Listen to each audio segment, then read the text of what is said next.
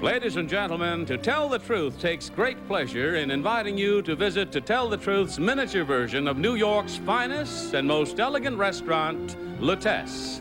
There, with forks in hand, we find our To Tell the Truth panel and host, Garry Moore. Hi.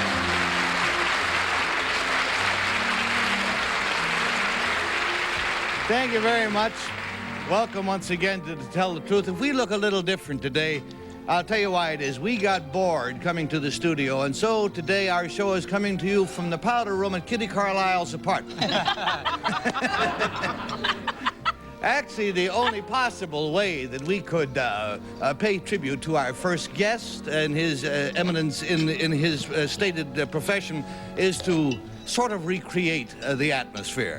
So here we have with us dining Bill Cullen, William Cullen perhaps, Miss Margaret Cass. Mary Margaret. Mary Margaret Cass, Mr. Orson Bean, and Miss Catherine Carlisle. All of them being very elegant.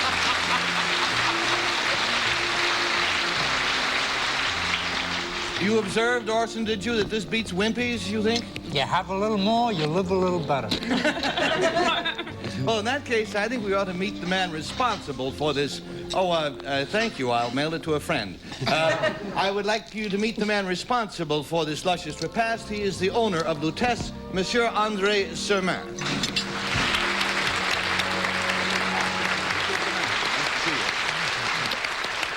The panel? Monsieur Sermin, what would you say is the one indispensable factor for an absolutely top-ranking restaurant? If you can find one, a great chef. A great chef. And I think also a great chef with imagination. Let me ask you this. Is it possible to have a truly great French restaurant with an American chef? I imagine it would be possible. I've never known it to be done, have you? Nobody's ever tried it. I've never tried either. Well, obviously, we cannot play the spot with Monsieur Sermin because you already know who he is. We will meet his top chef in just a moment. And if you'll go off stage, sir, and watch our panel try to find out who your man is, thank you very much for being with us. Okay. See these cookies coming.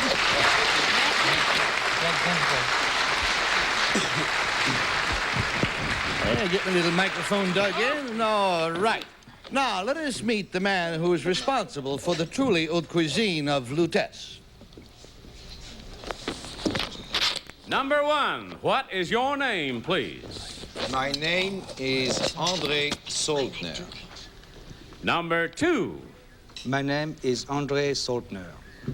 Number three. My name is André Soltner. That's what they all say. Only one of them, of course, is telling the truth. That's what the show is all about. And here is André Soltner's story.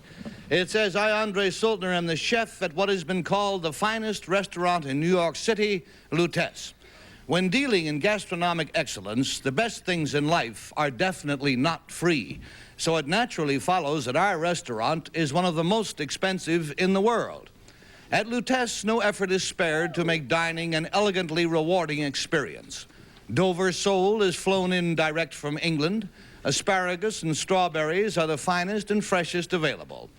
And the sauces, which are, of course, the heart of authentic haute cuisine, are carefully prepared for days and days in advance. Dining at Lutece is an aesthetic as well as a culinary delight. The crystal is baccarat, the china is bone, and the silver is sterling. Lutece's clientele learn of the restaurant strictly by word of mouth. We have never advertised. And in fact, the name Lutece cannot even be found in the yellow pages. Signed, André Soltner.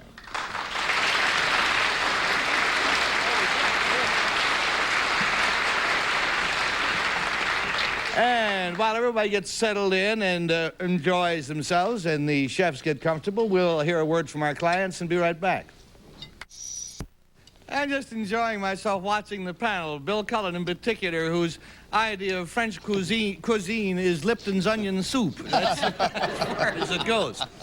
In any event, welcome to this special gourmet edition of To Tell the Truth. As you may remember, each one of these gentlemen claims to be André Soltner, chef at the famous restaurant Lutece. And let's start the question with Peggy, please. Thank you. Number three, this is really delicious. I want to tell you, whoever did it, this is really terrific. We don't eat like this in my house, I'll tell you. Number 3, what is the name of the small pale green bean in the vegetables? Petit pois. Petit pois, merci bien. Number 1, who is Fernand Point? Cooker. A cooker. Yeah. A pressure, you mean... A cook. A cook, see. Number 2, in what restaurant was Monsieur Point connected, number 2? Colonie. Thank you. Number 3, what restaurant did you work at? Did you work in Paris? I worked chez Hansi. Where? No, chez Hansi. Oh, Chez Hennessy. And that is owned by whom? Number 3. Who owns Chez Hennessy? Mr. Ernie. Thank you. And from Piggy, we go to Orson Bean. This is wonderful. Until this moment, Gary, I had thought that real class was being able to afford better than the thrift box at Colonel Saunders.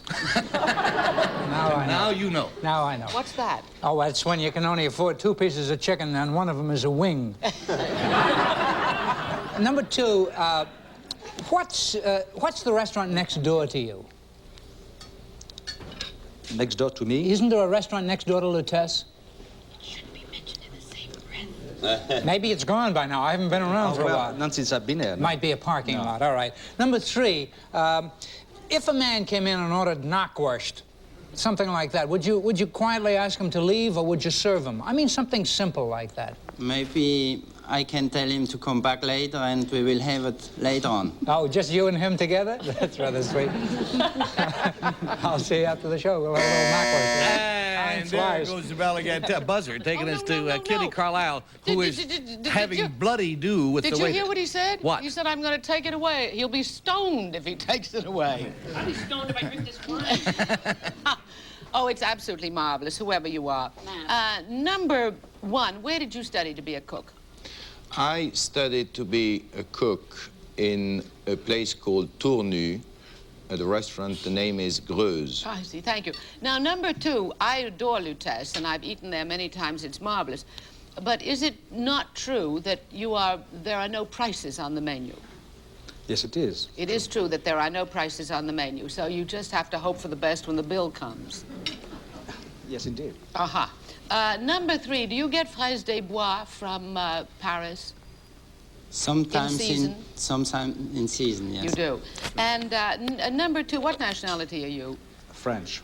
Number 1. And finally to William Cullen. Yeah, I'm a little confused about one thing. Number 2, Kitty said there were no prices on the menu. Aren't there prices on the men's copy of the menu and none on the ladies' copy? That is correct. So the man does know what he's getting in for for the evening. Number 1, if I came to Lutece, as Gary said, I have rather simple, very simple, ridiculously simple taste, but if I came to Lutece and asked for, as a main course, a cheese souffle, for instance, would I be able to get it? Naturally. You have a souffle chef? This is our privilege to give it to you. We'll be glad to. Well, that's very good. I hope you're the right one. I'll be right over. Not that I haven't been in the past, but I will not sit next to Peggy Cass next time I come over.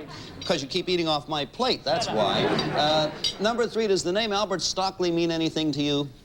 Yes, Albert Stockley is a chef. Number 2...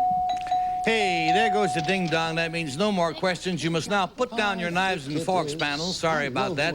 Pick up your ballot and your crayon and mark your preference as to whether it is number 1 or number 2 or number 3. The rules are that we pay $50 for each wrong vote. We pay $500 if nobody comes up with the right answer. And Peggy Cash, you must start. You better lay off that sauce, baby. Number 2, Fernand Point owns La Pyramide in Vienne. He's dead now, not the colony. And number 3, Monsieur Bis owns the place in Annecy, I thought. But anyway, these are flageolets, not petit pois, so I voted for 1. He was a cooker, you're right, if you want to call that an important chef a cooker, number 1. But it's you, I think. Just prop that up against your wine glass, if you will. Then I can't, okay. And so, momentarily, we had a 1 showing. Orson Bean? I voted for 1 also. I think 2 and 3 would like to eat what 1 prepares. But there is a good restaurant next door. Maybe not quite as good, but...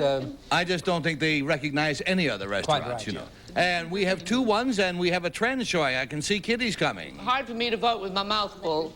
Perfectly. Again, he tried to take my food away from me. I'm going to bite his arm off. I voted for number 1. We've got it almost unanimously. Peanut butter, Cullen, what do you got to say for yourself, buddy? Peanut butter and jelly and hot dogs, leave it to me. No. Number 1 said if I came in there and wanted a cheese souffle, he would be glad to make it for me. I said I hope that is true, and the way he put it, it sounds like a chef of excellence. And I'm sorry that we all voted the same way, but... Well, we have a panel full of unanimity. Let's see what happens. The votes are all in. Will the real Master Chef Andre Soltner please stand up?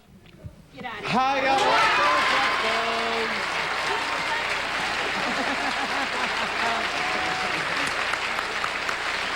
Good job, gentlemen. And in keeping with the prices on the menu, we have added $500 to our bill, which is what the gentlemen have earned. Let's find out who their friends are. Number 1, what is your real name, please, and what do you do? My name is Joe Beha, and I'm the representative for the United States market of Frank Olivier Paris, one of the most famous French designers in sportswear. Nice to have you. And number 2, sir, tell us about yourself. My name is Claude Chassagne, and I'm a photographer.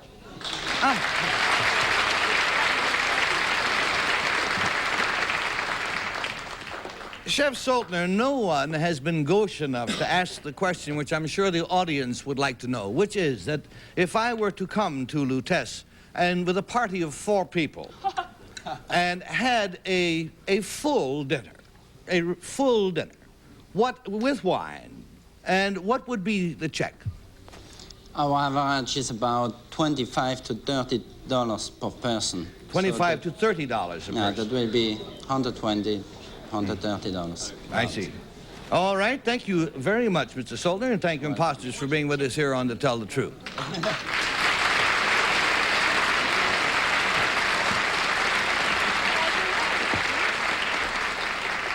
Now, panel, during the upcoming intermission, I have some rather interesting questions for you to ponder, such as, is public opinion really judgment, or is it only emotion? And how well does the news media perform? And how well informed are we really? And when I say how well are we informed, I don't mean how well are we serviced, but how well do we inform ourselves? We've got a gentleman coming up who thinks he has the answers to lots of those questions, so don't miss it. Sunshine. Now let's greet our expert on public opinion.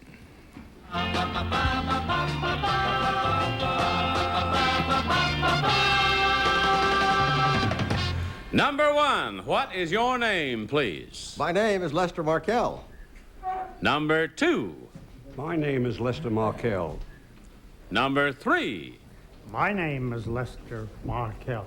And here is the important affidavit of Lester Markell. I suggest you listen carefully. It says, I, Lester Markell, have been the Sunday editor and an associate editor of the New York Times for many years.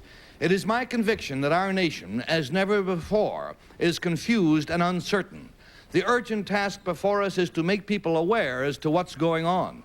A startlingly large part of the electorate does not have the information with which to make sound judgments. Indeed, as few as 20% of our citizens can be classified as enlightened. Consider this. Only 1 month after the 1968 Republican Convention, 33% of the voters did not know the name of Richard Nixon's running mate. In my study of public opinion and public emotion, I discuss such topics as the credibility gap between the government and the people, the responsibility of the press, radio, and television, the influence of public opinion polls, and I tackle the vitally important question, what in fact can be done to bring about a more enlightened public opinion. My book is titled, What You Don't Know Can Hurt You. Signed, Lester Markell.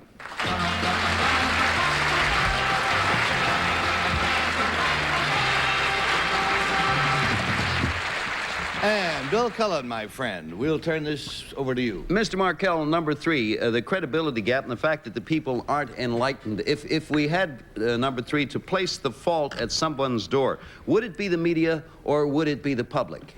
I think it'd be the media and the public and the government. Each one has to do its part. The public has to listen.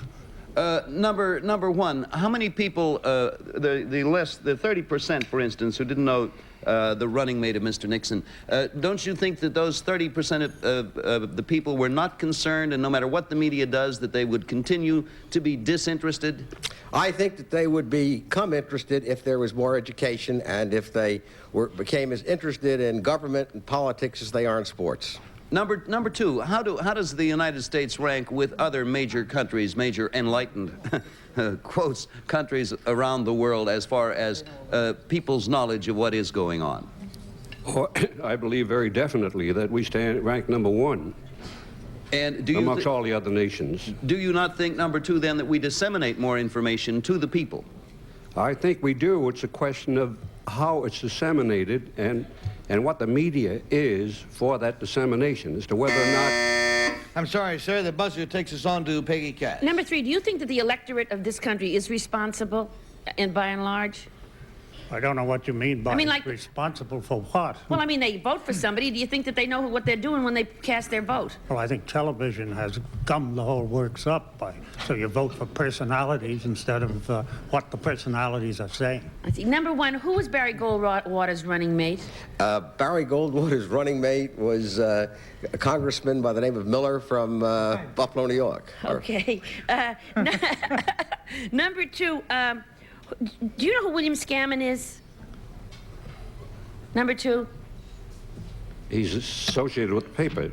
Thank you. And number three, do you know who Sam Lubell is? Sam Lubell is a pollster. Thank you. And number one, what's the top price you pay for Peace in the Sunday Times, the magazine section? About $750 now. Thank you. My God, it's gone up. Number three, I have a feeling it's you because you're pretty grumpy about this whole thing.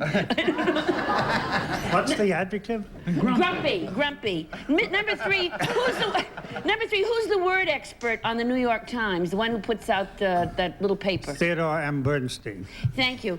Number two, what percentage of people in the United States vote? Get out of here. What percentage of the people vote? Of the total population? Yes, sir. About 40 to 45%. Thank you. Orson Bean, please. Just for the record, number three, I think you're rather sweet. I agree with you, Mr. And so are you. I think you might prefer Grumpy from Peggy. Number one, who's Izzy Stone? Izzy Stone, I.F. Stone, the great I.F. Stone's Weekly for many years. Number two, anyone who's lived abroad knows that we have more coverage of the news on American television and in American periodicals than any other nation does. Do we need even more to enlighten the people? Well, that's a question that's difficult because I don't know whether you need more or less. It's a competency of the coverage that we have. Number three, if it's true that people are more interested in sports than government, isn't this inherent to the people? Wouldn't they rather watch I Love Lucy than Eric Sevareid? And if Eric Sevareid could be better, which I don't think he could, would they want to watch him more? Well, I think the trick is to make the news dramatic and relevant, and they'll realize that as citizens they have to read it. But do you mean like to dramatize it? I'm sorry, Orson, Kitty Carlisle's next. Well, I'm delighted to tell you, Gary, that I'm honored by the fact that I'm a friend of Lester Markell. So I must disqualify myself. Disqualification then counts immediately for, counts as a no vote. That is, it counts as a wrong vote. And so at this point, we must make up our minds as to whether it's number one, or number two, or number three. And the ballots having all been marked, we'll start with Bill Cullen. Yeah, well, number three did know about Theodore Bernstein, who has written, in addition to that little paper, he has written some fine books. But I don't know. I thought three wanted to be voted for, and for that reason, I figured perhaps he wasn't the real one, and I went with number one. We've got a one, Peggy can hardly wait. Well, I was crazy about number one because he remembered Miller. I didn't remember his name myself. I just know he came from Lockport, New York. That's all I could remember. But number three won my heart. I had to vote for him. We've got a one and a three and Orson Bean coming Well, I lied. Three is grumpy, so I voted for one. A one with a nifty reporter's hat on. Jimmy Olsen's old hat. Absolutely great. And all right, that's the way it goes. The votes are all in. Well, the real. And mine is a 0. Yes, Kitty's is a 0 because of a disqualification. She knows, Mr. Markel. Will the real Lester Markel please stand up? And...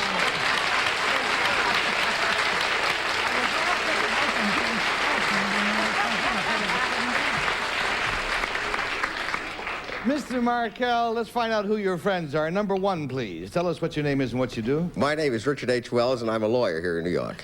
Good to have you with us, Mr. Wells. Number 2, sir? My name is David A. Goodkind, and I'm a certified public accountant here in New York. Mr. Markel, it is neither my place nor my desire to defend television, but you say that television has gummed up the elections now. That are you implying that charisma is what counts? And if that is so, do you not believe that with television, Abraham Lincoln could have been elected? He was not a handsome man. Well, I happen to believe that character is more important than charisma, and I don't think that television reflects character. Oh, I do.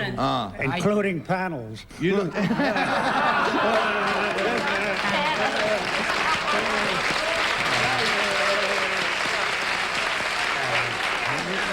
Mr. Markel, we could go forever. Unfortunately, time has run out. Thank you very much, and thank you, gentlemen, for being with us.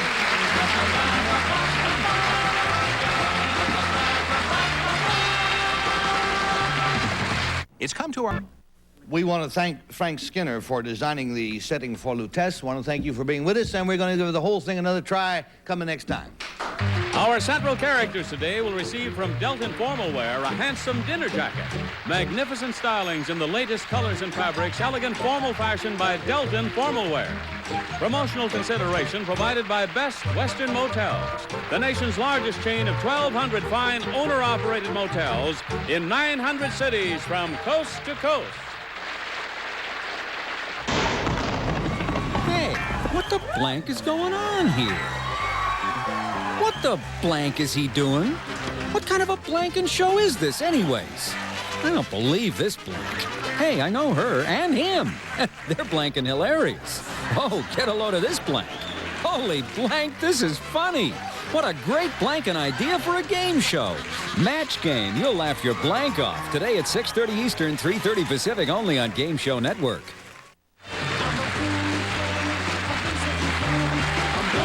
I'm going to